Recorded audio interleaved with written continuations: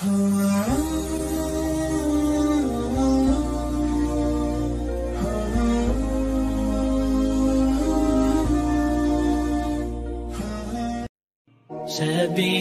الدموع سبيل مريح تنهدى يا صاحي كي تستريح. Assalamualaikum warahmatullahi wabarakatuh. Alhamdulillahilladzi khalaqal mauta wal hayata liyabluwakum ayyukum ahsanu amala. Alladzi alafa baina qulubina fa asbahna bi ni'matihi ikhwana. Alladzi an'amana bi kulli ni'am wa bi ni'amihi tatimmus shalihat wa bi ni'amihi tatanazzalur rahmat. Wassalatu wassalamu ala habibina wa nabiyyina wa qaidina wa qudwatina wa qurrati a'yunina Muhammadin ibn Abdillah wa ala alihi wa sahbihi wa man sara ala nahjihi wa man da'a bi da'watihi wa man jahada bi jihadihi ila yaumil qiyamah. Asyhadu an la ilaha illallah wahdahu la syarika lah wa asyhadu anna Muhammadan abduhu wa rasuluhu la nabiyya ba'dah la haula wa la quwwata illa billah. Amma ba'd, fa inna khairal hadits kitabullah wa khairal hadyi hadyu Muhammadin sallallahu alaihi wasallam wa syarrul umuri muhdatsatuha fa inna kulla muhdatsatin bid'ah wa kulla bid'atin dhalalah wa kulla dhalalatin finnar. Ibu-ibu jamaah majelis taklim, assalam hafidhakumullah, akramakumullah, a'azzakumullah. Semoga panjenengan semua senantiasa dalam lindungan Allah, dalam penjagaan Allah, taufik, hidayah, inayah, riayah Allah subhanahu wa ta'ala. Semoga panjenengan semua sekeluarga diberikan sehat oleh Allah, sehat jasmani, sehat rohani, sehat ekonomi. Semoga panjenengan sekeluarga diberikan sehat oleh Allah, sehat mental, spiritual, sehat intelektual, sehat emosional, dan sehat finansial. Amin. Semoga yang sakit dari kita dan keluarga mudah-mudahan segera disembuhkan oleh Allah. Yang diuji dengan berbagai macam ujian mudah-mudahan diberikan kekuatan, kesabaran, mudah-mudahan diganti Allah yang lebih baik lagi. Yang sedih mudah-mudahan digembirakan oleh Allah. Yang barangkali mengalami kesusahan mudah-mudahan segera dimudahkan oleh Allah. Yang punya hajat mudah-mudahan hajat-hajatnya dikabulkan oleh Allah. Yang masih punya doa mudah-mudahan doa-doanya diijabah oleh Allah. Yang masih punya hutang mudah-mudahan hutang-hutangnya dilunasi oleh Allah. Yang sudah tidak punya hutang mudah-mudahan tidak hutang lagi.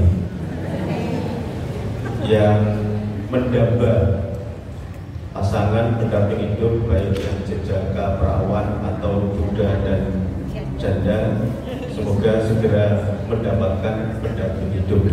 Amin. Yang mengharapkan anak atau cucu, semoga segera dikaruniai anak dan cucu. Keluarga yang barangkali mengharapkan pekerjaan, mencari pekerjaan, mudah-mudahan bisa mendapatkan pekerjaan yang diharapkan. Amin ya rabbal alamin. Yang belum berangkat haji atau umroh, mudah-mudahan segera dipanggil Allah untuk bisa haji dan umroh. Amin ya rabbal alamin. Mudah-mudahan kita semuanya bisa istiqomah di jalan Allah apapun yang terjadi. Mudah-mudahan kita bisa istiqomah di jalan Allah, taat dalam ibadah kepada Allah. Mudah-mudahan sampai akhir hayat kita tetap eksis di jalan Allah. Mudah-mudahan kalau Allah mencabut nyawa kita sedang ibadah, amal soleh, dan mudah-mudahan kualitas kematian kita husnul khotimah. Dan mudah-mudahan nanti kita semuanya dikumpulkan di surga Allah subhanahu wa ta'ala. Amin ya rabbal alamin. jangan terperdaya merasa sudah banyak amal, sudah banyak ibadah. Nah, akhirnya kemudian merasa di atas, sombong, angkuh, congkak, takabur, dan hari berikutnya santai-santai saja. Kenapa? Karena tidak ada garansi, tidak ada jaminan amal ibadah yang kita lakukan sampai detik ini diterima oleh Allah. Siapa yang menjamin? Karena beberapa hal bisa jadi nol, zon, bahkan ya akhirnya azab Allah bisa jadi penyebab masuk neraka. Ada seseorang yang insya Allah nanti kita diskusikan di sini, seorang sahabat yang waktu itu jalan bersama Rasulullah melewati makam kuburan. Sahabat ini diperdengarkan salah satu penghuni kubur disiksa oleh malaikat. Dengan izin Allah, sahabat ini diperdengarkan penghuni kubur ini disiksa malaikat. Lalu kemudian sahabat ini tanya kepada Rasulullah, kenapa beliau ya Rasulullah?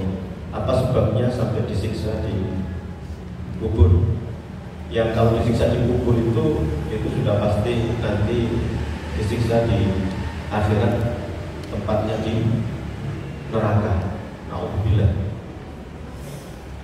Ketika sahabat bertanya apa sebabnya, maka Rasulullah kemudian menjawab, beliau disiksa karena dua hal. Yang pertama, tidak bisa menjaga lisannya, terutama suka fitnah, adu domba, suka ngompori dan misruh, reseh.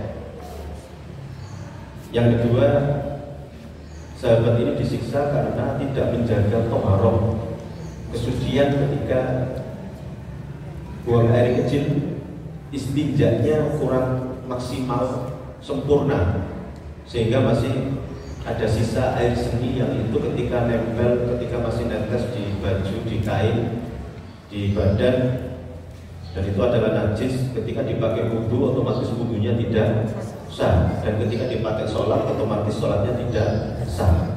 Dan ini terus, sahabat ini berulang, penghuni kubur ini berulang terus seperti itu, dan dia tidak menjaga toharoh, yang akhirnya disiksa di kubur. Karena syarat sahnya sholat itu ya wudu. Kalau wudunya nggak sah, otomatis sholatnya tidak sah.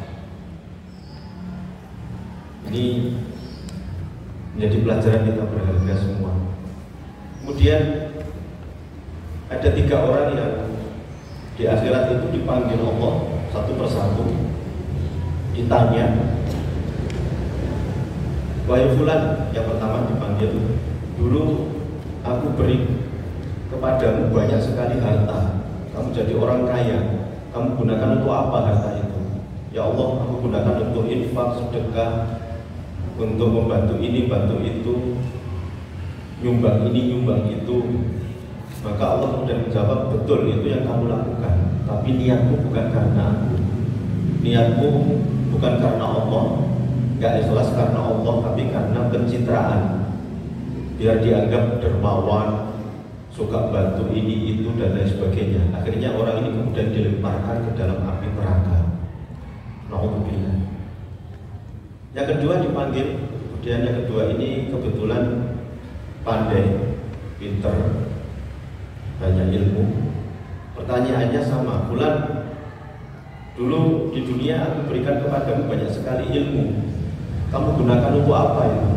Ya Allah, aku gunakan untuk ngajar, untuk mendidik ini, mendidik itu.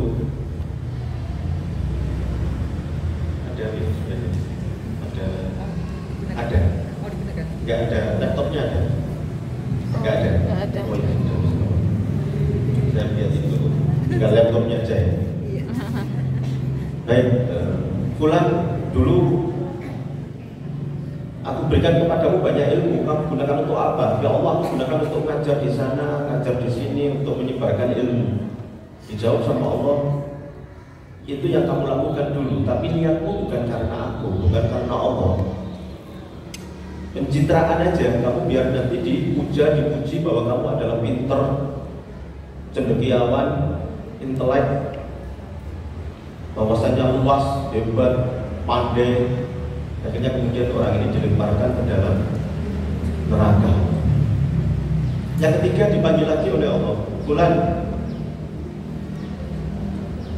dulu di dunia aku berikan kepadamu fisik yang kuat, gede besar, diberikan ketangkasan memainkan senjata. Kamu gunakan untuk apa? Ya Allah, saya gunakan untuk berperang, membela agamamu. Ikut perang bersama Rasulullah di sini. Tapi akhirnya kemudian dijawab sama Allah, betul, tapi niatmu bukan karena aku. Niatmu agar kamu dipuji sebagai pejuang jihad di jalan Allah. Bahkan mungkin kamu menginginkan niatmu bukan karena Allah itu nanti bisa ditulis di batu nisan sebagai pahlawan nasional atau apa begitu. Ya akhirnya singkat cerita orang ini dilemparkan ke dalam api neraka. Gagal. Yang pertama infak sedekah, mungkin juga wakaf, zakat, nol, zon, bahkan akhirnya tempatnya di neraka. Yang kedua ngajar sana, ngajar sini, berdakwah sana, berdakwah sini, nol, zon, dilemparkan ke dalam api neraka. Yang ketiga berjuang jihad, yang ngakunya di jalan Allah tapi karena niatnya tidak ikhlas karena Allah, akhirnya dilemparkan ke dalam api neraka.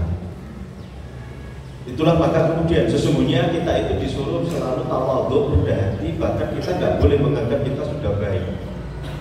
Disebutkan oleh Allah dalam surat Al-Hujurat ayat 14. Surat Al-Hujurat surat ke-49 ayat 14. Allah menegaskan, A'udzubillahi minasyaitonirrajim, idz qalatil a'rabu amanna qul lam tu'minu walakin qulu aslamna walamma yadkhulul imanu fi qulubikum ila akhiril ayat.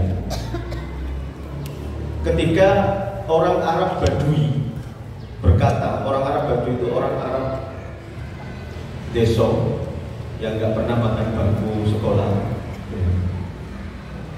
jauh dari kota, nggak pernah ngaji, nggak pernah menuntut ilmu agama, pengetahuannya ya sekedar itu. Ketika orang Arab Badui mengatakan idz qalatil a'rabu amanna, kami beriman, dibantah langsung oleh Allah, qul lam tu'minu, katakan kamu belum beriman, walakin qulu aslamna, tapi katakanlah kami Islam. Kenapa? Walamma yadkhulul imanu fi qulubikum, iman itu belum merasuk dalam hati sanubari, diikrarkan dengan lisan dan dibuktikan dengan amal nyata. Itu pun dengan syarat tadi ikhlas karena Allah dan tidak melakukan 10 poin ini yang merusak amal. Iman itu tidak sekedar kami beriman, tapi untuk iman itu harus memenuhi 3 kriteria. Kalau Islam sekedar mengucapkan 2 kalimat syahadat, asyhadu an la ilaha illallah wa asyhadu anna muhammadar rasulullah, seseorang bisa disebut muslim. Tapi disebut mukmin, tunggu dulu. Harus ada 3 ini, karena banyak di kalangan Rasulullah ada yang mengatakan itu, kami Islam. Mereka para munafik. Kita semua tahu innal munafiqina fid darkil asfali minan nar. Orang munafik itu di neraka yang paling bawah. Orang munafik di neraka yang paling bawah, padahal dia juga mengucapkan syahadatain. Orang munafik juga sholat, ikut puasa juga bersama Rasulullah. Abdullah bin Ubay bin Salul itu dedengkotnya mbahnya munafik ya bersama Rasulullah, tapi ini tempatnya di neraka yang paling bawah. Maka Allah mengajarkan kepada kita melalui Arab Badui ini bahwa kita nggak boleh merasa sudah beriman. Islam iya, ketika mengucapkan syahadatain muslim, tapi mukmin itu harus terpenuhi 3 syarat. Yang pertama tasdiqu bil qalbi, yang kedua al-iqraru bil lisan, yang ketiga al-amalu bil arkan, yaitu membenarkan dalam hati, meyakini dengan hati dengan penuh kebenaran bahwa Allah Tuhan kita, Rasulullah, Nabi dan Rasul Allah, Islam agama kita, Al-Quran, kitab suci kita itu harus diyakini dalam hati secara penuh, nggak boleh ada ragu, sedikit pun ragu nggak boleh. Masa iya ya Allah itu Tuhan kita? Nggak boleh. Sebagaimana jenengan, misalnya suaminya jenengan namanya siapa namanya suaminya, namanya siapa? Arif. Masa iya ya Arif itu bojoku? Nggak boleh ragu, harus yakin. Ibu yakin toh Pak Arif itu suaminya jenengan? Yakin toh? Yakin, ada buku nikahnya juga kan? Betul. Nggak boleh ragu, harus meyakini sepenuhnya. Tetapi itu masih belum cukup, harus diucapkan dengan lisan. Al-iqrar bil lisan, diucapkan dengan lisan bahwa Allah adalah Tuhan kita, Rasulullah adalah Nabi dan Rasulullah, dengan kita mengucapkan syahadatain, asyhadu an la ilaha illallah wa asyhadu anna muhammadar rasulullah. Abu Thalib itu hatinya meyakini Allah itu Tuhan dan Rasulullah itu Nabi dan utusan Allah, meyakini sepenuhnya 100%. Tetapi Abu Thalib cuma kurang satu, iqrarun bil lisan, tidak sampai akhir hayat Abu Thalib tidak mengucapkan syahadatain, dan akhirnya tetap dimasukkan ke dalam neraka. Dua itu masih belum cukup, harus ada al-amalu bil arkan, action, aksi nyata, yaitu kita mentaati Allah, perintahnya kita kerjakan, larangannya kita tinggalkan. Allah memerintahkan kita sholat, puasa Ramadan, dan seterusnya dan seterusnya. Jadi tiga itu yang belum dibuktikan oleh orang-orang Badui ini. Nah, inilah yang kemudian melandasi kita jangan terperdaya merasa sudah banyak amal. Setelah Ramadan kemarin, aku sudah puasa Ramadan 1 bulan penuh, sholat taraweh 1 bulan penuh, tambahi dengan sholat malam qiyamul lail, tadarus setiap hari, ada yang sehari 1 juz, 2 juz, 3 juz, infak, sedekah, memberi makan di bulan Ramadan, dibuka takjil itu, memberi makan, memberi santunan kepada fakir miskin, anak yatim, macam-macam. Ada yang iktikaf 10 hari penuh, ada yang kemudian umroh Ramadan yang pahalanya sama seperti haji bersama Rasulullah. Keluar dari Ramadan, waduh, ngerasa sowolihah, nggak boleh. Karena apa? Tidak ada jaminan yang kita lakukan sampai hari ini diterima oleh Allah. Bisa jadi ketika dibuka dalam lembaran amal, ternyata kalau nol nanti ternyata melakukan poin-poin berikut ini. Alhamdulillah, ini yang harus kemudian kita diminta untuk tawadhu, rendah hati, jangan sombong. Baru hatam Iqra jilid 1 aja sombong dengan Iqra jilid 1. Ini baru ngaji ikut majelis taklim as-salam sekali, kadang-kadang sudah waduh, itu pun kadang-kadang datangnya terlambat misalnya. Mudah-mudahan tidak ada yang di sini. Ini nggak boleh ya. Jadi kita diminta untuk tawadhu, rendah hati. Saya belum banyak amal, masih ada waktu sisa usia ini. Ayo kita tingkatkan dan lebih jiddiyah dan mujahadah, bersungguh-sungguh mengerahkan segala yang ada untuk tidak santai. Gak bisa kita santai-santai mengharapkan surga. Saya yakin semua kita mengharapkan masuk surga. Jangan seperti yang anak muda di luar sana, muda foya-foya, tua kaya raya, mati masuk surga. Surga mbah panjenengan. Gak boleh ngomong mbahmu, itu gak boleh. Mbah panjenengan. Kok nyimut? Kok enak? Rasulullah tidak pernah mencontohkan itu. Rasulullah berdarah-darah. Apalagi ketika perang Uhud itu Rasulullah sampai tanggal giginya karena lemparan anak panah dan tombak. Jadi Jangan terperdaya merasa sudah banyak amal. Saya sudah haji 10 kali, saya sudah umroh 50 kali, sudah. Apalagi kemudian hitung-hitungan sholat di Masjidil Haram waktu itu misalnya seminggu atau dua minggu full, sekali sholat pahalanya 100.000 kali, sholat di Masjid Nabawi 1000 kali. Wakil pahala nih, siapa yang menjamin diterima? Gak ada jaminan, gak ada garansi ibadah kita selama ini diterima oleh Allah Subhanahu wa Ta'ala. Datang ke sini saja kadang-kadang juga ada niat-niat yang kadang-kadang bukan karena Allah, bukan karena apa gitu, nggak tahu. Mumpung masih ada kesempatan, ayo kita betulkan. Kita datang ke sini ikhlas karena Allah, bukan karena suami, bukan karena tetangga, bukan karena apa gitu, karena Allah saja.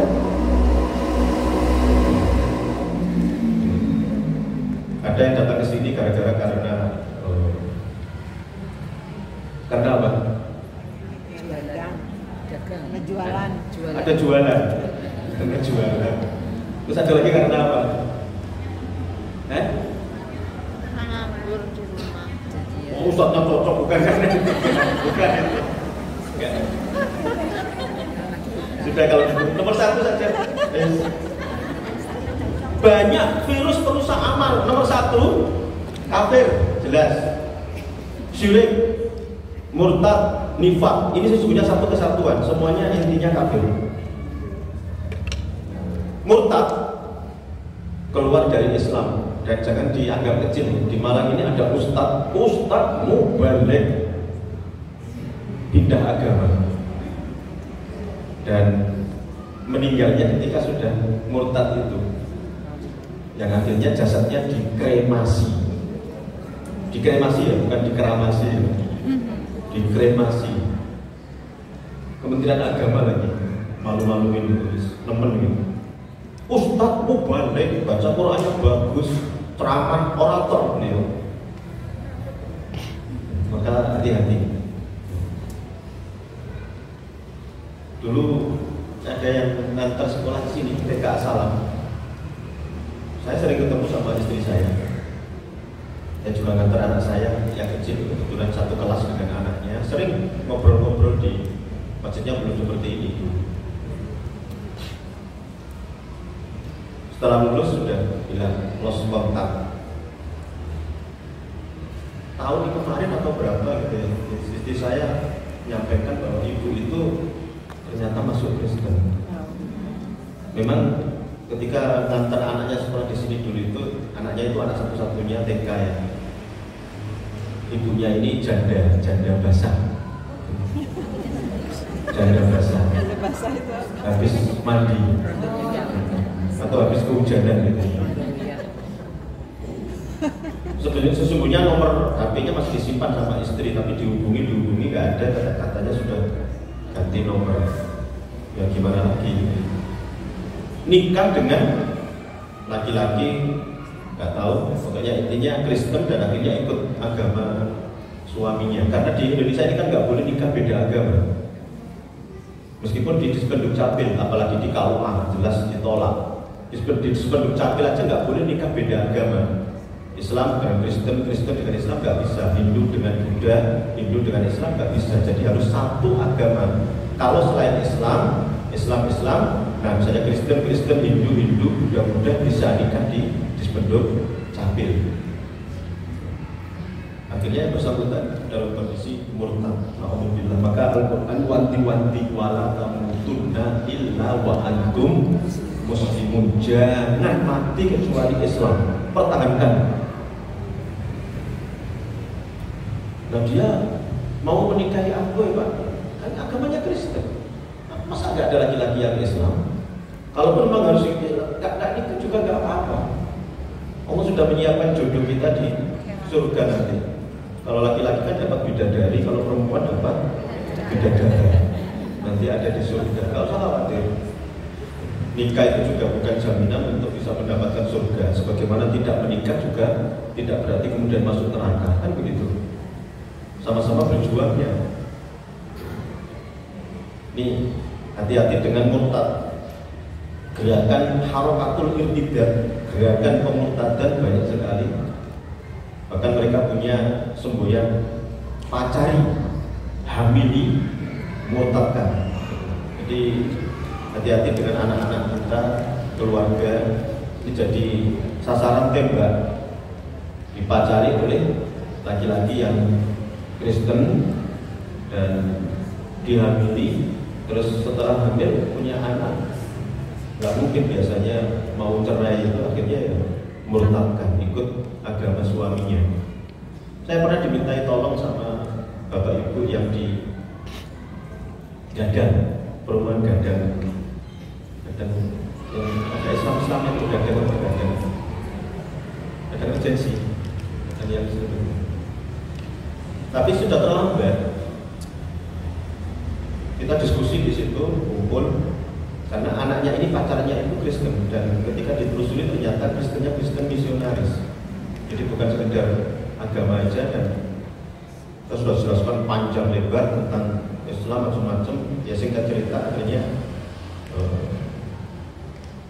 nggak mau putus, dan saya minta kepada bapaknya pilih aja satu di antara dua, ikut bapak dengan putuskan pacarmu, tetap Islam, atau kalau tidak mau ya sudah putus hubungan sampai di sini, silakan kamu ikut pacarmu. Ternyata dia ikut pacarnya. The love is blind. Cinta itu blind. Menggandakan akidah dan cinta itu buta, gak peduli dengan agama. Tai kucing rasa stroberi. Dia ikut suami, kalau pacarnya, belum suaminya, ikut pacarnya, dan akhirnya pindah agama. Anaknya berjilbab.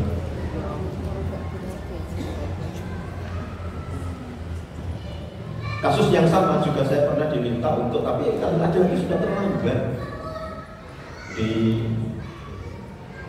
Batu yang peti agro itu menyebutkan agro itu, kita diajak diskusi dengan yang bersangkutan, ada keluarganya juga, ada keluarga ini, untuk kebetulan anaknya itu kerja di Bali dan pacarnya itu yang punya jogger Bali, Hindu atau Buddha? Hindu. Intinya sama seperti tadi itu. Akhirnya kemudian kita minta satu di antara dua, bapak beri keputusan Pak, ultimatum, pilih bapak, ibu tetap Islam atau pilih dia pacar, putus hubungan. Akhirnya dia milih pacarnya itu, apalagi dia pewaris tunggal satu-satunya yang punya jogger. Ya, ini poin-poin seperti ini perlu untuk diwaspadai, dan mudah-mudahan kita semuanya, keluarga besar kita, tetap Islam sampai akhir hayat. Amin ya rabbal alamin. Belum kita bicara masalah syirik, musyrik. Nomor satu ini syirik besar. Indonesia itu masih pusatnya kemusyrikan. Pusatnya kemusyrikan masih dominan di Jawa. Jawa masih di Jawa Timur. Jawa Timur pusatnya di Malang. Malang pusatnya di Malang Selatan, Gunung Kawi. Yang sedang agak hati-hati, syirik besar, cari kekayaan instan, pesugihan. Di Malang sudah mulai agak banyak, hati-hati. Saya beberapa kali dicurhati sama ibu-ibu. Satu diantaranya ada Bu Asia, tinggalnya di Kumis Kucing, Jalan Kumis Kucing, Tembalang, nggak jauh dari rumah saya. Punya minimarket, padahal tokonya ini sampingnya masjid pas. Uang yang ditaruh di laci hasil penjualan itu mau dimasukkan ke bank, disimpan, itu ada 20 lembar, 30 lembar hilang, dan itu ratusan ribu semua. Yang 2000 nggak diambil. Tuyulnya ini ngambil yang 100.000,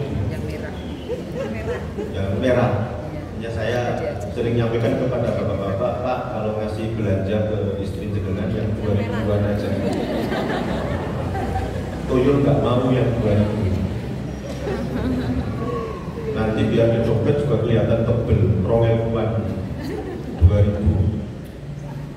Itu berkali-kali Bu Asia ini. Dan memang dari situ pernah ada bapak-bapak yang roda malam lalu makhluk yang menjijikkan seperti digambarkan di sinetron-sinetron itu, ketika dikejar hilang. Itu tuyul. Ada juga bentuknya babi ngepet, macam-macam dan lain sebagainya. Di Gunung Kawi memang tempat untuk itu ya. Tapi saya nyampaikan seperti ini bukan untuk jenengan buktikan gitu ya. Alhamdulillah, tolong ya. Saya pernah survei ke sana bersama teman-teman dari Kemenang waktu itu. Baru masuk sudah nuansa komenyan macam-macam itu, patung kanan kiri. Terus ketika masuk itu harus lapor ke resepsionis juru kunci.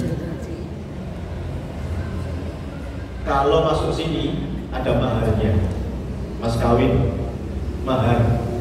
Kalau kambing 5 juta, kalau sapi 25 juta, itu 12 tahun yang lalu. Sekarang mungkin sudah naik semua. Baru masuk sudah kelihatan sekali nuansa kemusyrikan. Ada beberapa bapak ibu itu yang tidur-tiduran di bawah pohon dewan daru dengan keyakinan kalau nanti kejatuhan daun atau buah itu bisa kaya mendadak. Ini musyrik syirik besar. Alhamdulillah. Setelah itu kemudian masuk ke kuburannya Mbah Jumbo. Saya nggak yakin kalau ini kuburannya Mbah Jumbo. Kalaupun iya, Mbah Jumbo itu siapa? Katanya orang soleh. Belum tentu. Kalaupun iya gitu ya. Banyak yang kemudian di sana itu ada yang semedi, toko untuk ya tadi itu minta pesugihan. Pulang-pulang bawa tuyul dan buah. Kelihatan. Kalau yang hafal sinetron tuyul dan bayul berarti sudah tidak muda. Karena itu sinetron yang lama. Tuyul dan babi ngepet dan macam-macam bentuknya. Ada angsa bom besar, kuku bom besar gitu. Kalau di Gresik daerah saya banyak sekali. Saya malah pernah ketika masih SD sama ibu dulu habis isya itu beli ke Belijo toko lontong kecil gitu. Habis isya untuk beli petis atau terasi untuk nyambel pagi biar kan. Saya bawa senter itu Sentolo karena belum ada listrik. Gelap. Di pertigaan ketika pulang habis beli itu berpapasan dengan makhluk yang aneh. Wajah babi, celeng, tapi badannya besar seperti orang sujud. Saya sentri terus dari depan belakang. Saya masih ingat tempatnya di mana dan ibu saya sekarang masih hidup. Itu saya tanya, Bu, jenengan masih ingat kasus waktu itu papasan dengan makhluk begini? Udah masih. Saya terus amati gitu dari atas udah kaki. Oh ini wajah celeng tapi kok bau gede, badannya badan manusia. Ibu saya manjat tetangga. Ketika tangga datang itu, padahal saya nyenter gitu, nggak ada, sudah hilang. Kemana gitu? Saya pegang senter saya nyalakan terus gitu, hilang. Babi ngepet itu tinggal nempel di tembok seseorang itu sudah bisa ngeruk, ngambil uangnya yang punya rumah itu. Makanya nyimpen uang di rumah jangan banyak-banyak. Ribuan aja. Ojo ratusan jumlahnya 1 miliar nanti. Itu ngapain? Jangan banyak-banyak di rumah. Terus ibu itu saya anjurkan banyak hal, diantaranya Bu, Rasulullah itu pernah menyampaikan Hisnul Muslim Talata. Bentengnya orang Islam itu ada 3, terutama membentengi dari makhluk-makhluk halus seperti itu.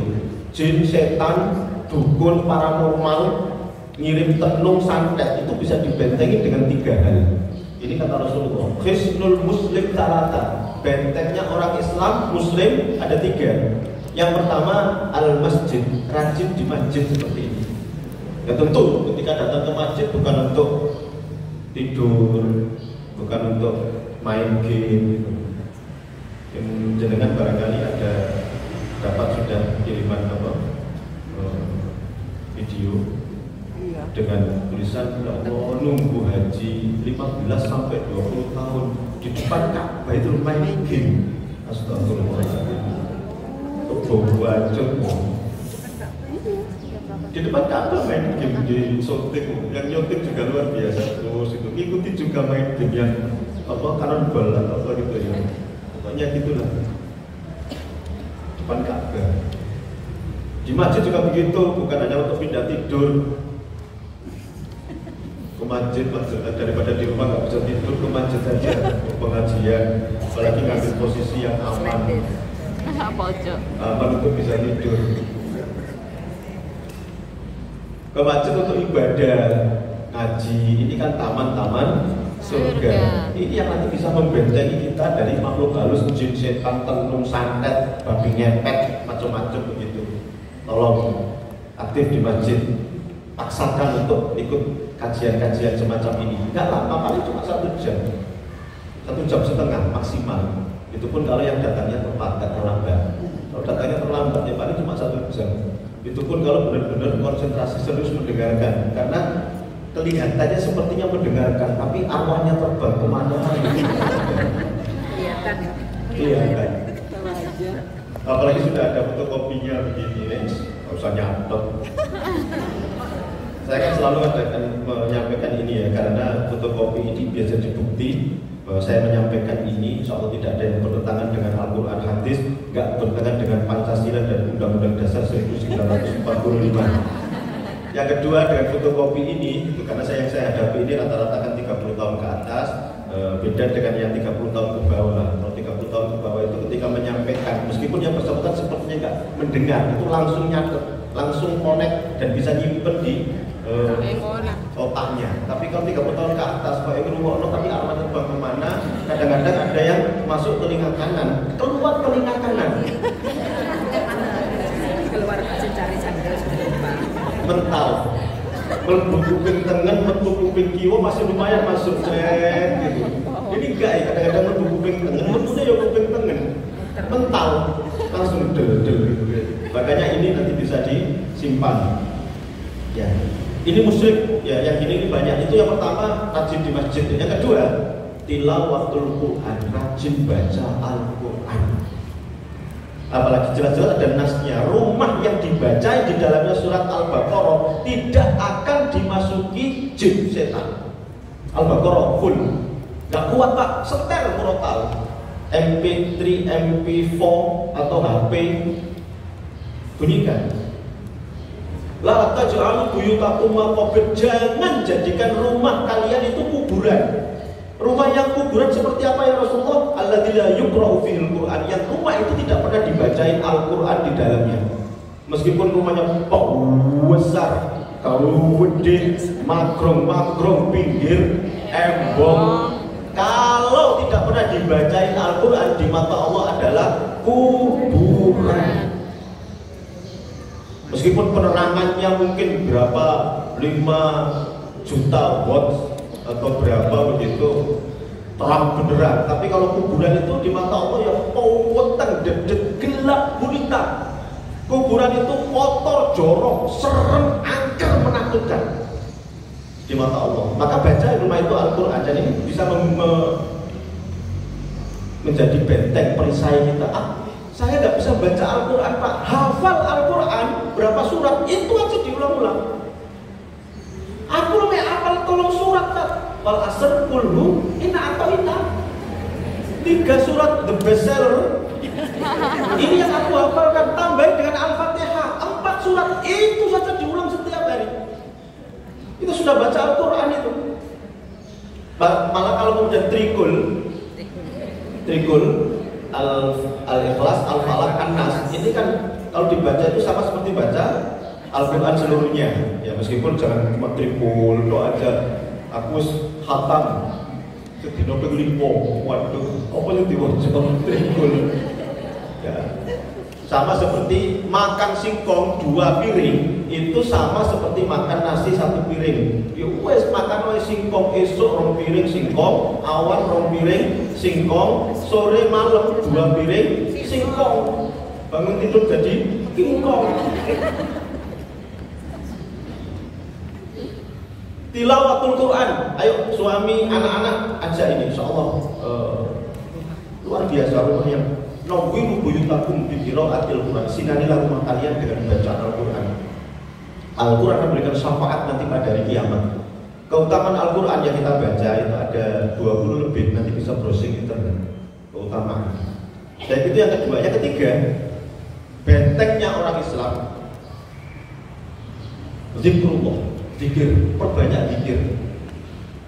Kalimat-kalimat thayyibah, tasbih, tahmid, tahlil, takbir, hauqalah, la haula wala quwata illa billah, istirja, innalillahi wa inna ilaihi raji'un. Pokoknya kalimat-kalimat thayyibah. Anak barangkali kok rotok gregetno, usil lah, jangan dipukul, dimarahi, tek ngamek kurang boleh. Kata-kata keluar, kata-kata kebun binatang, kata-kata buah-buahan, aneka kuliner atau komisi itu jangan. Tapi sebut kalimat-kalimat thayyibah. Anak barangkali mungkin memecahkan piring atau apa begitu langsung Allahu Akbar. Mau goreng, mau nyambel atau apa itu, la ilaha illallah, subhanallah. Roto-roto atos itu, bulan-bulan itu, la ilaha illallah, inna lillahi wa inna ilaihi raji'un. Lembut-lembut, suwe-suwe. Jadi anak nakal, apalagi cuma mecano piring, masya Allah, dipukul, dimarahin, tak gamek kurang boleh. Padahal piring lu hadiah sabun. Ojo teman-teman kedunya, nanti beli sabun lagi dapat piring. Kalaupun harus marah, sebut kalimat-kalimat thayyibah, insya Allah menenangkan. Suami menjengkelkan, misalnya sebut saja inna lillahi wa inna ilaihi raji'un, sami Allahu liman hamidah. Sambil nangis ya apa-apa. Tolong ya, kalimat-kalimat thayyibah ini terus. Kan alhamdulillah kita tuh dari bangun tidur sampai akan tidur diajarin ada doa supaya apa? Zikrullah, membasahi lisan dengan kalimat-kalimat thayyibah. Sampai masuk masjid, keluar masjid, bangun tidur, mau tidur, sampai loh mau melayani suami itu ada doanya. Barang siapa yang baca doa ini nanti tidak akan diganggu oleh jin setan anaknya. Tolong jangan sampai lupa ya. Kalau melayani suami baca doa Bismillahirrahmanirrahim, Allahumma barik lana bima razaqtana wa qina adzabannar. Mau makan apa? Makan. Ini saya sampaikan karena kita sudah puluhan tahun, anak muda yang mau nikah itu tidak ada satupun yang hafal doa ini. Yang kita tuliskan Arabnya, Latinnya gitu. Alasannya cukup masuk akal. Nggak pernah diajari di TPA, TPI doa hubungan suami istri. Ya benar juga gitu. Masa itu diajari di TPA, TPI gitu. Alhamdulillah kita ajari gitu ya. Insya Allah 2 hari 3 hari hafal. Kalau sehari 3 kali atau 4 kali itu kan semakin sering dibaca semakin cepat hafal. Ya Allahumma jannibna syaiton wa jannibna syaiton ma razaqtana. Intinya dijauhkan dari setan, ini gangguan setan. Allahumma jannibna syaiton. Ya Allah jauhkan setan dariku, jin jauhkan jin dariku. Wa jannibna syaiton ma razaqtana. Jauhkan jin dari anak yang tak akan Engkau berikan ketika aku hubungan suami istri. Jangan sampai nanti ganggu anak-anak kita. Setelah itu kemudian baca tasbih 33 kali, tahmid 33 kali, takbir 33 kali, terus surat Yasin, setelah surat Yasin kemudian surat Ar-Rahman. Jadi setelah tidur.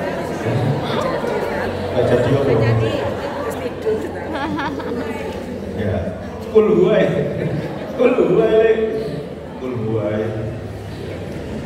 Paling tidak baca doa itu sebelumnya dari a'udzubillahi minasyaitonir rajim, itu mengusir setan. Itu suami istri baca dua-duanya agar ingat Allah. Itu kan ibadah.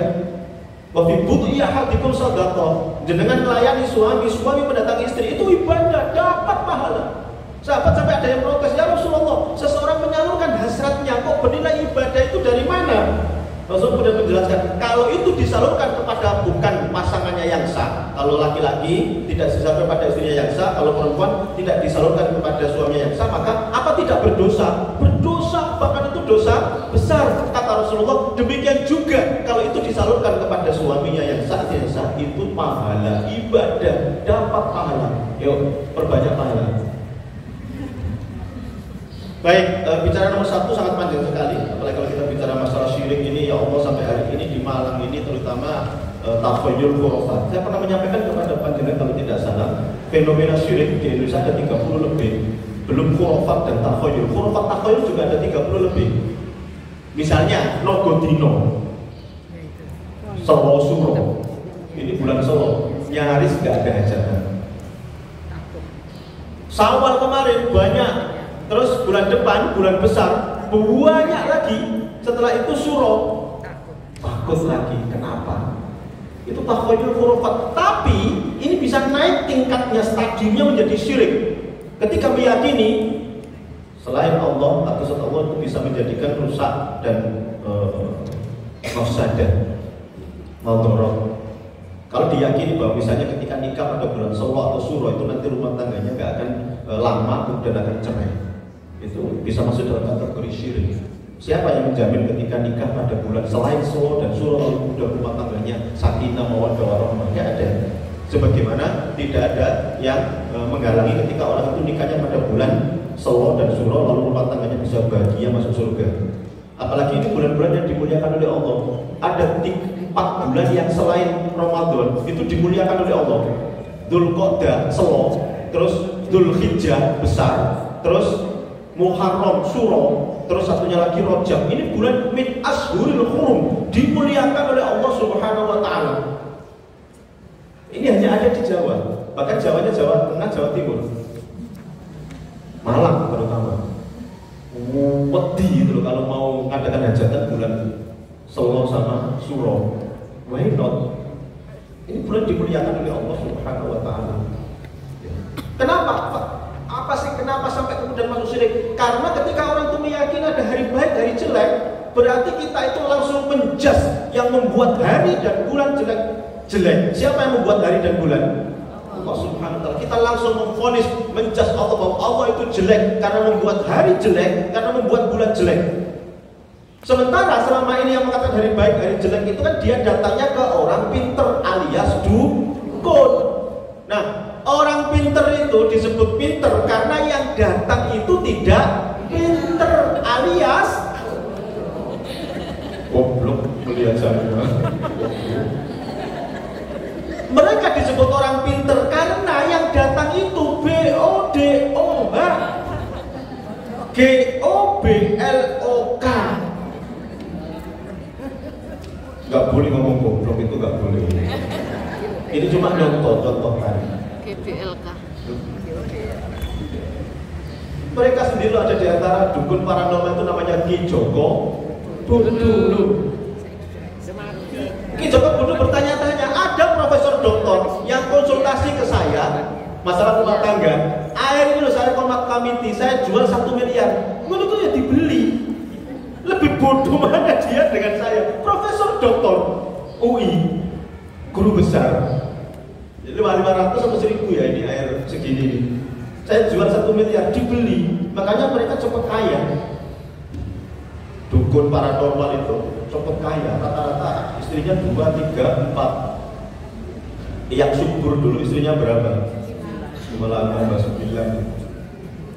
Na'udzubillah. Musyrik, syirik besar. Bahkan lain asyrafta la yahbatanna amaluka Muhammad. Kalau kamu berbuat syirik, kamu dan umat Islam, la yahbatanna amaluka, amalan-amalan yang sebelumnya kamu lakukan hapus semuanya, nol semuanya.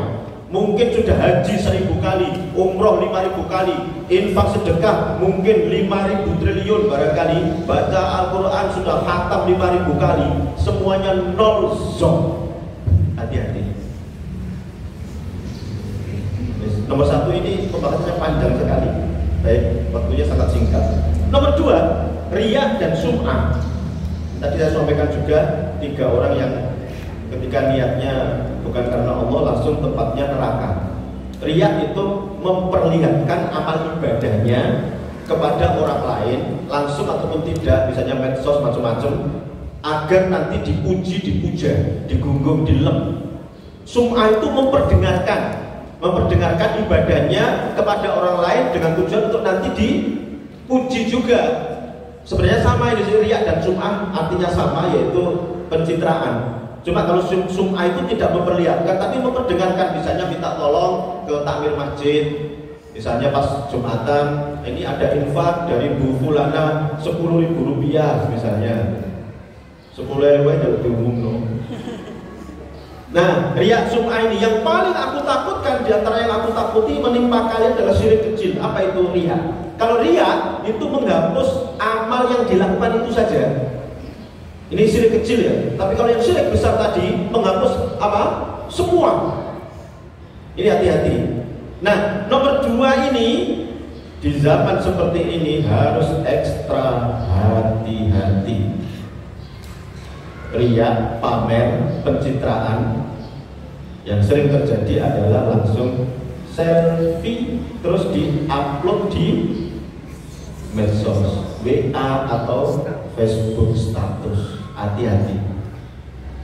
Gambarnya gelap, tulisannya alhamdulillah nikmat sekali, tenang, habis sholat tahajud 23 rakaat. Gambarnya poweten bergosip dalu. Kalau masih ada keluarga-keluarga yang haji atau umroh atau itu, tolong nanti diingatkan. Saya 3 hari yang lalu itu mengingatkan karena ada dulu mahasiswa saya mantan, sekarang jadi PNS di Jawa Tengah, haji dan umroh. Madinah dulu kan, dulu pertama, Masya Allah, 1 hari itu bisa 10 kali upload di Facebook. Di Mekah juga gitu, backgroundnya Ka'bah di upload. Saya ingatkan, jangan terlalu sering upload ibadah panjenengan di medsos untuk menjaga keikhlasan ibadah haji panjenengan dan juga menjaga kemabruran haji. Kalau sekedar haji aja banyak, miliar jutaan haji bisa, tapi yang mabrur hanya hitungan jari. Ini harus dijaga. Alhamdulillah setelah itu nggak ada upload sama sekali, satu pun nggak ada. Silakan itu untuk dokumentasi panjenengan, tapi jangan tahu kalau semua orang, apalagi kemarin sudah upload di hari-hari pertama sampai hari beberapa itu, tahu kalau sampai itu haji, tahu insya Allah. Tapi itu kan bukan untuk dibangga-banggakan, bukan untuk dipamerkan. Ini mohon maaf sudah contoh. Habis ngaji begini selfie, upload, alhamdulillah tenang. Habis ngaji, padahal terlambat datangnya. Datang cuma 5 menit sebelum selesai upload. Orang yang masih suka pamer, orang itu belum bahagia, karena dia mengharapkan pujian orang lain, mengharapkan dipuji, dihargai, dihormati. Orang yang masih mengharapkan dihargai berarti dia belum berharga. Orang yang masih mengharapkan dihormati berarti orang itu belum terhormat. Biasanya ketika habis haji, umroh, macam-macam itu kemudian diupload Facebook ataupun WA, mesti nunggu apa? Nunggu komen. Wis piro ya sing ngomeni, opo komene. Apa nggak boleh Pak? Misalnya kita kemudian menyampaikan, kita foto kemudian kita sampaikan ke keluarga. Kalau ke keluarga nggak apa-apa. Tujuannya mengabarkan kita selamat sampai di Madinah, di Makkah, kemudian kita foto untuk menunjukkan kepada keluarga kalau sudah sampai di sana. Plus nanti kita minta doa, tolong terus doakan, mudah-mudahan kami bisa menjalankan ibadah haji sampai selesai, sampai kembali ke Malang lagi dalam keadaan sehat, selamat, dan membawa predikat haji mabrur dan hajat mabrurah. Nggak apa-apa. Tapi itu kan kadang-kadang, sekali 2 kali, bukan sehari 50 kali, 10 kali itu. Sampai jualan jalan ke anunya itu ada di foto semuanya. Mohon maaf, nomor 2 ini, sampai saya itu berkali-kali juga mengingatkan ada teman itu yang sukanya kuliner, difotoi upload. Saya ingatkan, ya Allah, itu haknya panjenengan, memang hak asasi manusia. Tapi apa panjenengan tidak berpikir banyak yang tidak bisa makan seperti panjenengan ini? Apa nggak menyakiti hati orang-orang yang ketika kemudian nonton, ya Allah, melihat jenengan makan ini sate, makan ini apa gulai macam-macam di sini, di hotel ini, di rumah makan enak begini. Apa mereka nggak kemudian tersakiti, terluka hatinya? Saya juga pengen seperti itu. Bahkan kadang-kadang saya memvonis Allah nggak adil. Ya gara-gara ketika melihat seperti itu kan akan menimbulkan kecemburuan sosial, dan itu nanti bisa menyebarkan penyakit yang namanya ain. Hati-hati. Ada orang yang iri dengki itu bisa menyebabkan ain. Hati-hati. Kalau seandainya apa nggak boleh Pak kita beli apa kemudian kita upload ya kita. Misalnya kalau seandainya dengan beli nasi jagung harganya 7.000 terus kemudian alhamdulillah ya, masih bisa menikmati nikmat Allah. Kalau nasi jagung 7.000 aja nggak apa-apa di-upload. Nah ini enggak yang makan di restoran yang ratusan ribu bahkan jutaan. Apa tujuannya dengan mengupload dan mengekspos di medsos seperti itu kalau bukan karena pamer? Dan sudah tahu kalau jenengan kaya, sudah tahu, semua orang tahu, kelihatan wajahnya, kelihatan penampilannya, tahu bagaimana wajah dan macam-macam bisa melahirkan maksud. Oh ini wajah kaya, itu wajah sedang biasa, itu kelihatan. Nggak perlu pamer-pamer dan sebagainya di luar seperti apa. Kecuali kalau itu guru ke muridnya, dosen ke mahasiswanya, ustadz juga dalam rangka memberikan contoh, memberi contoh. Sholatnya begini loh dikhusyukkan agar ditiru, itu nggak apa-apa sebagai proses pembelajaran. Orang tua ke anak, suami ke istri, istri ke suami, mungkin barangkali lebih ngerti istrinya, lalu kemudian ngajari suaminya begini, itu nggak apa-apa karena proses pembelajaran. Tapi selain itu ya kita sembunyikan ibadah panjenengan sebagaimana Allah menyembunyikan dosa-dosa panjenengan.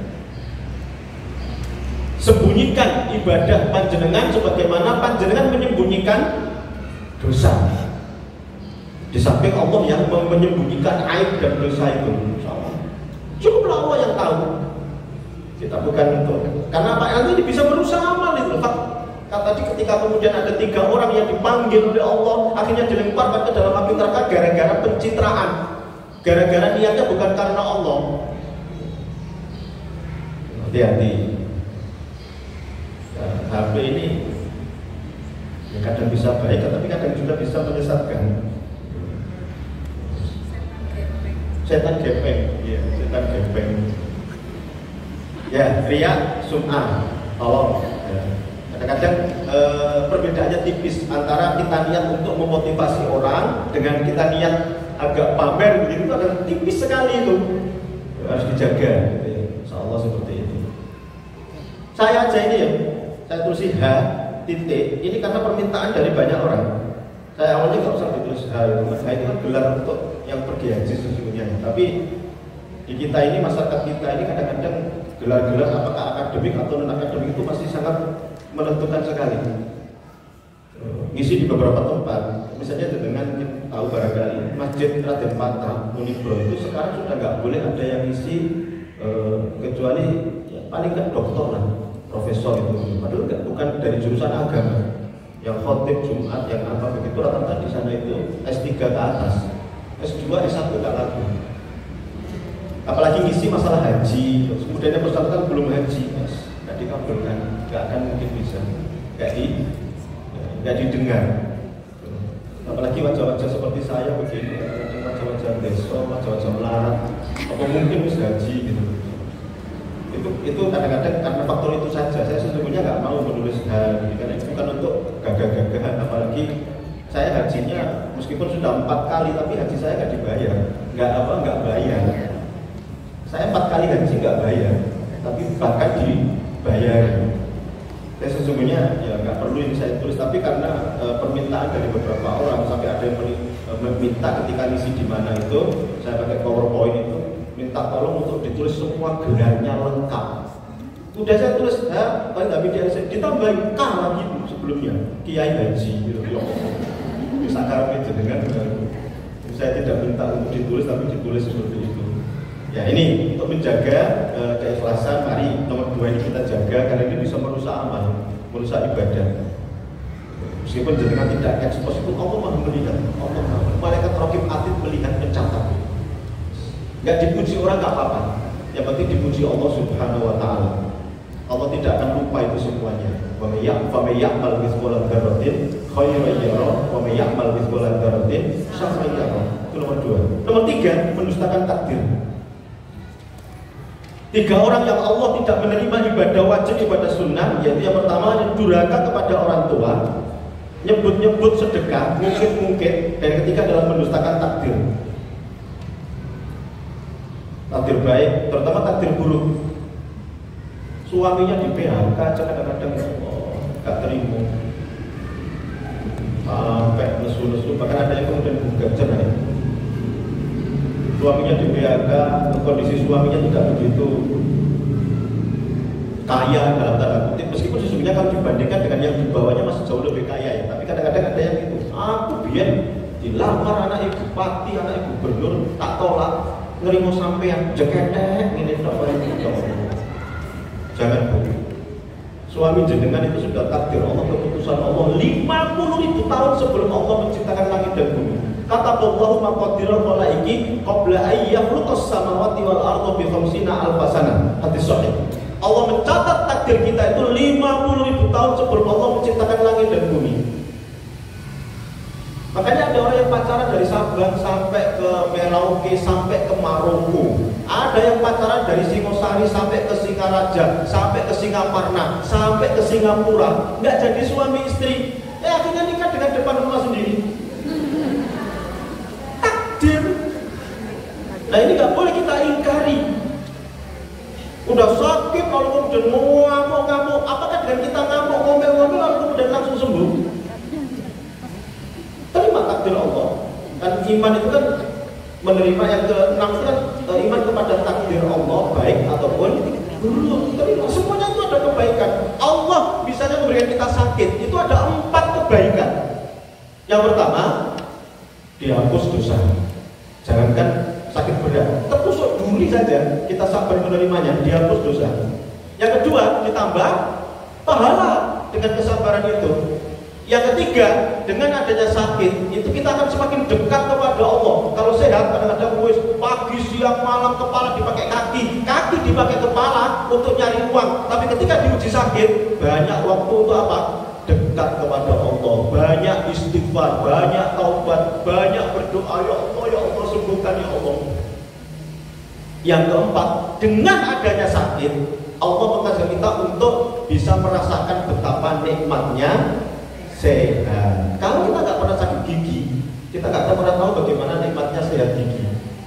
Begitu sakit gigi, oh ternyata sakit gigi lebih sakit daripada sakit hati.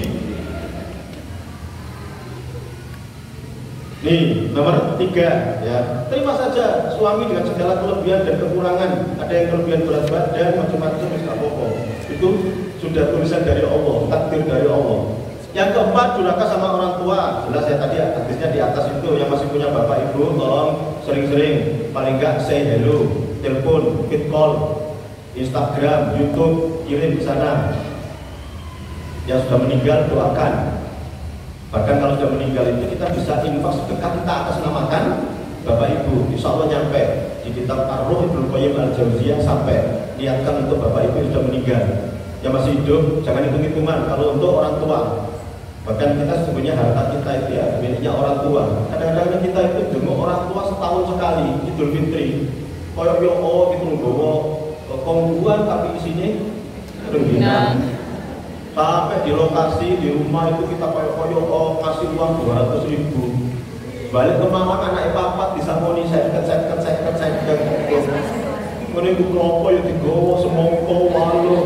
Bawa beras pirang karung yang digowo, kucing gowo kabeh ya Allah, ya Allah. Balik modal. Anak-anak orang tua nggak pernah perhitungan, tapi kita kenapa sering perhitungan sama orang tua? Tolong, nanti kalau kita sering perhitungan sama orang tua, nanti anak kita juga akan membalas perhitungan sama kita. Itu bukan hukum karma, tapi kan birru aba'akum abarrakum abna'ukum. Berbuat baiklah kalian kepada orang tua, niscaya kalian akan dibaiki oleh anak-anak kalian. Tapi kalau kita tidak baik, pasti akan dijeleki oleh anak. Nyapa yo anakku ini, koreksi. Bisa jadi kita juga tidak baik sama orang tua. Alhamdulillah. Baik, nomor 5. Ini tadi hampir sama dengan yang nomor 2 ya, tapi tentunya agak beda. Melanggar hal-hal yang diharamkan Allah tapi secara sembunyi-sembunyi. Panjenengan lihat ini, ada yang datang kepada Allah pada hari kiamat dengan membawa kebaikan seperti gunung Tihamah. Besar sekali, tapi akhirnya berterbangan seperti debu dan akhirnya rata dengan tanah. Nol zon. Kenapa ya Rasulullah? Karena orang ini ketika dalam kesendirian, tidak ada siapapun yang melihat, mudah melanggar yang haram, mudah berbuat dosa. Ketika sendirian minum minuman keras, nggak ada yang melihat. Ketika sendirian judi, ketika sendirian selingkuh, ketika sendirian terutama nonton ini tadi yang setan gepeng, pornografi, porno aksi. Hati-hati, bisa no zone. Apalagi HP kita ketika nonton pornografi langsung nanti algoritma muncul terus itu. Nonton badminton terus. Yang kita buka itu Shopee, Bukalapak, Shopee terus, belonjoan gitu terus. Ya ini nomor 5, hati-hati ya. Nomor 6, melakukan bid'ah dalam agama, nambahi, ngurangi. Yang sudah ditentukan Rasulullah sudah, gak usah ditambahi, gak usah dikurangi. Misalnya di Malang ini pernah ada yang mengajarkan sholat bilingual. Gus Yusman Roy yang punya padepokan ngaji lelaku di Lawang, akhirnya ditangkap dan masuk penjara warung. Ngajarkan sholat bilingual dengan 2 bahasa, diterjemahkan. Dia tanya kepada jamaahnya, Bapak Ibu ketika jenengan sholat pakai bahasa apa? Bahasa Arab. Panjenengan ngerti? Enggak, boten, enggak ada gunanya. Harus diterjemahkan dengan bahasa panjenengan. Jadi enggak ada contohnya dari Rasulullah, man amila amalan laisa alaihi amruna fa huwa raddun. Yang melakukan amalan yang tidak ada contoh dari kami Rasulullah maka tertolak. Enggak diterima. Dia ngajarkan itu, akhirnya diterjemahkan. Baru Allahu Akbar itu sudah kacau. Allahu Akbar yang bahasa Indonesia, Allah Maha Besar. Allahu Akbar yang bahasa Jawa, Allah Maha Agung. Allahu Akbar yang bahasa Madura, Allah Maha Rajo. Tayyun.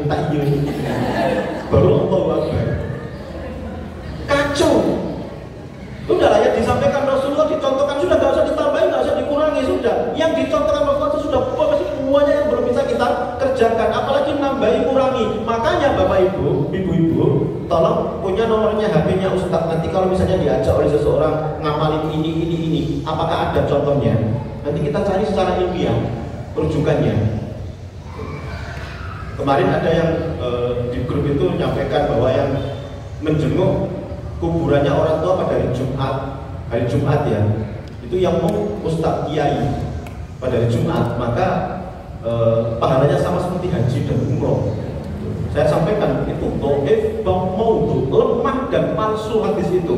Ini loh, ini saya itu karena ada ini ada di HP dan itu secara ilmiah. Makanya nomor 6 ini kita penting ngaji itu seperti itu ya, jangan asal aja. Baik, nyebut-nyebut sedekah, mungkin orang yang diberi sedekah, kamu kalau nggak saya kasih sedekah mati kamu nggak hidup. Alhamdulillah, lebih nggak usah ngasih kalau begitu. Kalau kita kasih sedekah, itu sebenarnya haknya mereka, bukan milik kita. Yang kita kasihkan itu hanya mereka. Kalau kita kasih sedekah, kita mengharapkan Allah, nggak harus yang bersangkutan ini mau memperbaiki kita. Atau kadang-kadang kok gelap Pak Ustaz, dengan dikasih saya kasih sedekah tapi di sana-sana menjelekin kita. Kita bersyukur kepada Allah. Kalau kemudian dia punya sikap apapun, baik kemudian yang bersangkutan menjelekkan kita, berarti kan kita dapat kiriman pahala. Kan begitu ya, kita itu gampang ini. Kalau kita dijelekin orang, silakan sama Allah, karena itu hak wewenang prerogatif Allah untuk membalas yang bersangkutan, bukan kita. Kalau kita misalnya sudah baik sama orang, tapi orang itu jelek sama kita alhamdulillah dapat transferan pahala. Kalau pahalanya orang itu habis, maka dosa kita dikasihkan ke orang itu. Enak kan? Kalau kita dijelekin orang, kita ini kan orang baik. Kalau kita balas jelek, berarti kita sama-sama jelek. Jangan nodai kebaikan kita dengan yang hal-hal yang kayak gitu-gitu itu, tak remeh-temeh itu. Serahkan sama Allah Subhanahu wa Ta'ala, selesai. Baik. Kemudian yang ke-8, wanita yang khusus. durhaka sama suaminya hingga dia kembali. Ini terutama wanita yang selingkuh. Rata-rata memang suami yang selingkuh ya, tapi tidak sedikit juga wanita-wanita yang selingkuh. Kadang-kadang selingkuhnya wanita itu karena balas. Suami so selingkuh, aku ya iso gitu. Akhirnya dibalas, sama-sama selingkuh. Apakah menyelesaikan masalah? Tidak. Yang seperti ini, wanita yang selingkuh nusus. Ini nanti bisa yang bersangkutan dinasihati, bahkan kalau perlu bisa ranjang, kalau enggak ya kemudian kita minta tolong pada orang untuk menasihati, kalau tidak bisa akhirnya kemudian diajar lainnya. Ini nomor 8 ini saya pernah mungkin menyampaikan kepada panjenengan, ada bapak-bapak datang ke rumah nangis-nangis karena dengan berat hati, Ustaz saya akan menceraikan istri saya. Ya Allah Pak, kenapa Pak? Istri saya itu sudah selingkuh 6 kali dengan 6 laki-laki yang berbeda. Kok ada makhluk seperti ini? Nah, akhirnya kemudian dicerai. Yang bersangkutan sudah nikah lagi, tapi yang perempuannya ini sampai sekarang belum. Padahal yang laki-laki ini kepala kantor, kalau tidak kejaksaan negeri, pengadilan negeri di salah satu kota di Indonesia ini, datang ke rumah itu pakai mobil di atas 1 M. Wajahnya juga jauh lebih ganteng daripada saya. Mentowolo selingkuh sampai P6 bisa. Wajib wanita yang begini. Mbak, tapi itulah fakta. Saya kadang nggak habis pikir, nggak masuk nurun nggak masuk nalar. Baik, nomor 9, 2 yang laki-laki, perempuan, siapapun 2 orang yang bermusuhan, nggak diterima pahalanya, amal ibadahnya sampai berdamai. Nomor 8 tadi, kecuali kalau sudah benar-benar balik ya, taat ya, itu insya Allah taubatan nasuha diampuni oleh Allah. Ini nomor 9 juga, sampai kecuali berdamai. Nah saya sudah damai Pak, minta maaf, yang bersangkutan nggak mau memaafkan, itu bukan urusan kita, urusannya dia dengan Allah. Yang penting kewajiban kita sudah kita tunaikan. Yang terakhir, suka dosa dan maksiat, STMJ, sholat terus, maksiat jalan. La yazni zani hina yazni wa huwa mu'min. Tidaklah ada orang yang berzina ketika dia berzina dia beriman. Artinya imannya 0 zon. Ketika ada iman, meskipun sekecil kuku hitam, dia akan bicara ojo zina, jangan berzina. Zina itu dosa besar, bahkan dosa besar paling besar, termasuk minas sabil mubikot, tujuan yang merusak itu. Zina itu kalau sudah nikah dicambuk, kalau sudah nikah dirajam sampai mati. Kalau belum nikah dirajam, dicambuk 100 kali. Kalau sudah menikah, hukuman dalam Islam itu dirajam sampai mati, ditanam setengah dada, dilempari batu sampai mati. Kalau belum nikah, maka dicambuk 100 kali. Zina itu bisa menyebabkan bersangkutan kena penyakit HIV AIDS.